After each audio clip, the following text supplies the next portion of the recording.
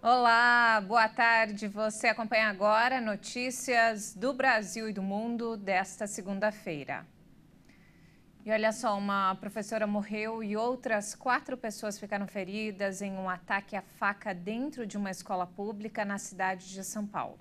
De acordo com o Corpo de Bombeiros, o crime aconteceu nesta manhã na Escola Estadual Tomásia Montoro, na Vila Sônia, zona oeste da capital paulista.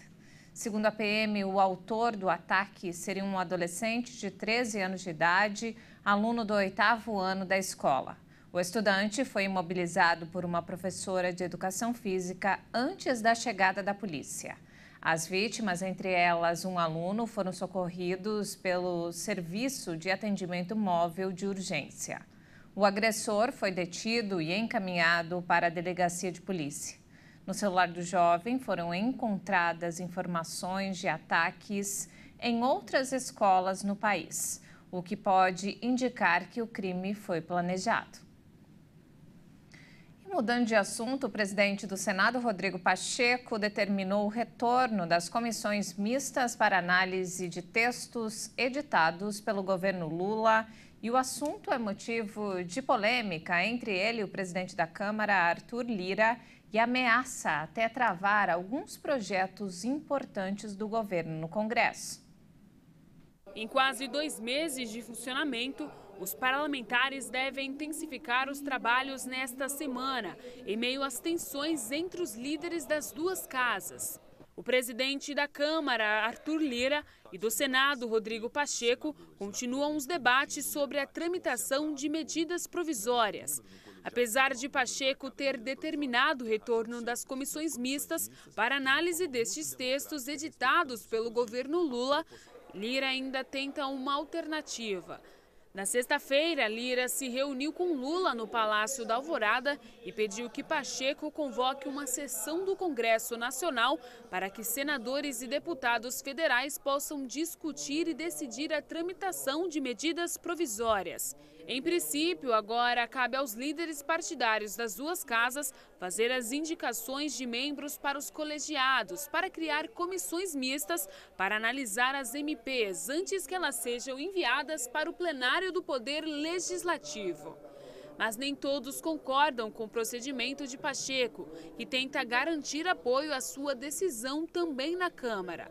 Em meio ao embate, Lira anunciou um esforço concentrado para a votação na Câmara das 3 MPs restantes, editadas por Jair Bolsonaro nos próximos dias. Além da reforma tributária, o Congresso vive às vésperas da apresentação do marco fiscal. Partidos discutem o tema, mas esperam uma apresentação oficial da proposta do governo. O governo brasileiro quer transformar pastagens em áreas de produção agrícola.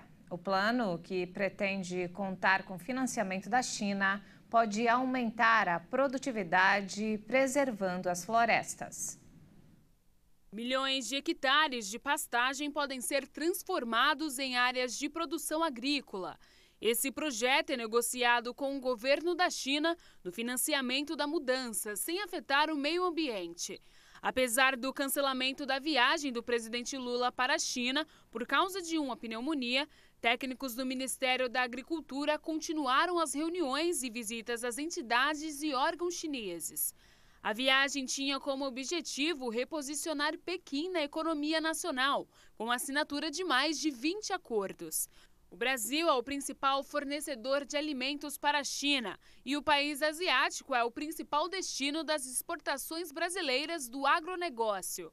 O governo brasileiro quer que os chineses participem da conversão de terras no país, inclusive para aumentar a produtividade e assegurar o abastecimento. Pelos cálculos do Ministério da Agricultura, a mudança de pastagem para o cultivo deve custar em torno de R$ 15.700 por hectare. A ideia é de que, ao longo dos anos, os próprios produtores façam o pagamento desses créditos em forma de soja, milho ou qualquer outro produto. O ministro da Agricultura, Carlos Fávaro, explicou aos chineses que o governo brasileiro vai estimular a conversão de 40 milhões de pastagens degradadas em áreas cultiváveis, o que permitiria praticamente dobrar a área destinada à produção agrícola sem desmatamento e com sustentabilidade.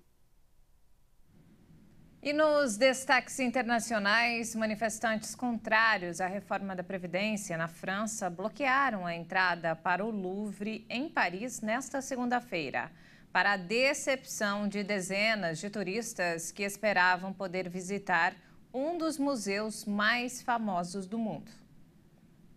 A pirâmide de vidro, um cartão postal da capital francesa, foi cercada por um pequeno grupo de pessoas que brandiam bandeiras dos sindicatos da Confederação Geral do Trabalho e unidades democráticas de solidariedade diante de uma faixa que dizia: aposentar-se aos 60 anos, trabalhar menos para viver mais tempo.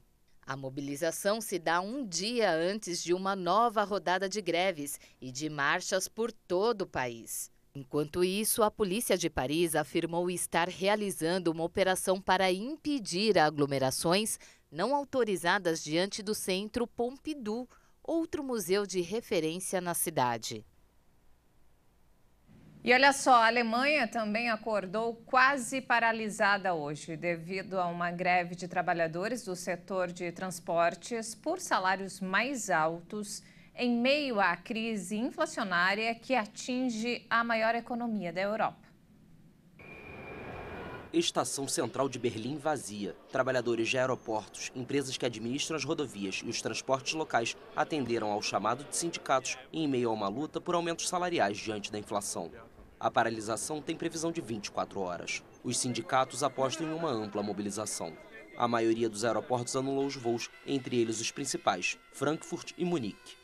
Segundo o EVG, que representa cerca de 230 mil trabalhadores ferroviários, quase 30 mil entraram em greve.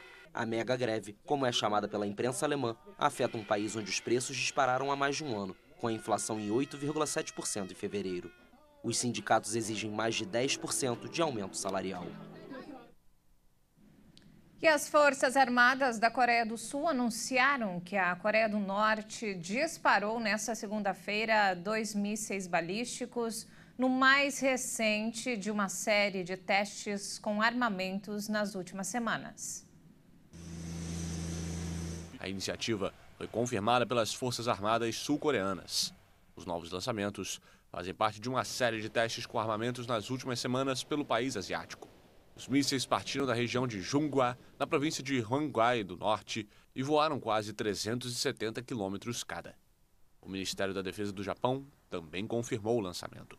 A imprensa japonesa citou autoridades que afirmaram que os 2 mísseis voaram em uma trajetória irregular em uma área fora da zona de exclusão econômica nipônica. O lançamento ocorre depois de Seul e Washington terem concluído na quinta-feira seus maiores exercícios militares conjuntos em 5 anos. Pyongyang considera que estas manobras são um ensaio de invasão e declarou na sexta-feira que os exercícios recentes, denominados Escudos de Liberdade, foram um treinamento para ocupar a Coreia do Norte.